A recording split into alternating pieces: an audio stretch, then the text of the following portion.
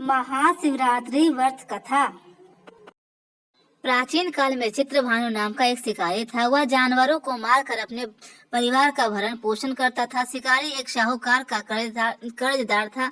कर्ज न चुका पाने के कारण साहूकार ने शिकारी को बंदी बना लिया और शिव मठ में बंद कर दिया। संयोग से उस दिन शिवरात्रि था। शिकारी ध्यान मग्न हो शिवरात्रि व्रत के नियम और कथा को सुन रहा था। शाम होते ही साहूकार ने उसे अपने पास बुलाया और कर्ज के बारे में पूछा। शिकारी अगले दिन सारा ऋण चुका दूंगा ऐसा कहकर बंधन से छूट गया।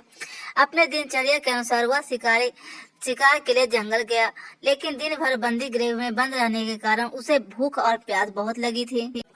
शिकारी शिकार की तलाश में जंगल में बहुत दूर तक निकल आया और एक तालाब के पास पहुंचकर एक पेड़ पर चढ़कर उसने अपने रात का बसेरा बनाया। उस पेड़ के नीचे एक शिवलिंग था जो पत्तों के गिरने से छिप गया था। शिकारी को इस बारे में कुछ नहीं जानता था। शिकारी पेड़ पर चढ़ते हुए जितनी भी टहनी को तोड़ा शिवलिंग पर जाकर गिरा। इस तरह से शिकारी भूखा प्यासा रहकर शिवरात्रि का व्रत हो गया और शिवलिंग पर बेलपत्र भी चढ़ गया।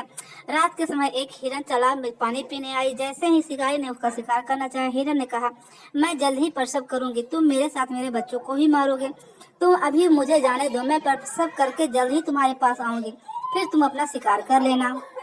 शिकारी को हिरन पर दया आ गया। वह हिरन को जाने दिया। थोड़ी देर वक्त के बाद एक और हिरन वहां आई। शिकारी ने सोचा कि अब वो शिकार मिल गया। जब शिकारी ने शिकार के लिए धनुष चढ़ाया, हिरन बोली, मैं ऋतु से निवृत्त हुई हूँ और अपने प्रिय से की तलाश में भटक रही हूँ, अपने पति से लौट आऊंगी। शिकारी ने उसे भी जाने दिया। अब वह चिंतित हो गया। रात के आखिरी पहर बीत रहा था।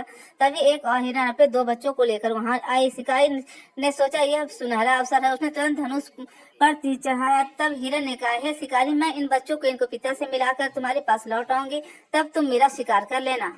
शिकारी ने उस हिरन को भी जाने दिया। अब शिकारी परेशान हो गया और उसे गुस्सा भी आने लगा। शिकारी सोचने लगा कि अब वह क्या करेगा।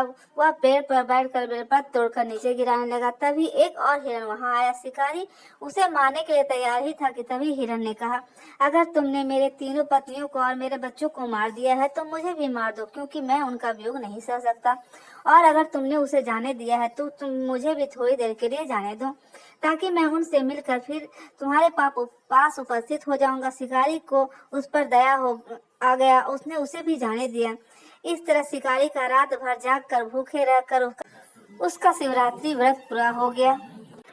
तभी हिरन अपने 3 पत्नियों और बच्चों के साथ वहां आया और बोला, अब तुम हमारा शिकार कर लो। परंतु शिवरात्रि का व्रत के प्रभाव से शिकारी का मन दयालु और प्रवृत्ति का हो चुका था। उससे अपने किए पर पछतावा हुआ और उसने उन सभी हिरनों को जाने दिया और अब वह शिकार छोड़कर दया के भाव के कामों में चलने लगा। शिवरात्रि व्रत के फलस्वरूप अब वह शिकारी नहीं रहा, एक दयावान इंसान में परिवर्तित हो चुका था। भगवान शिव की कृपा से शिकारी और हिरन के परिवार को मोक्ष प्राप्त हुआ।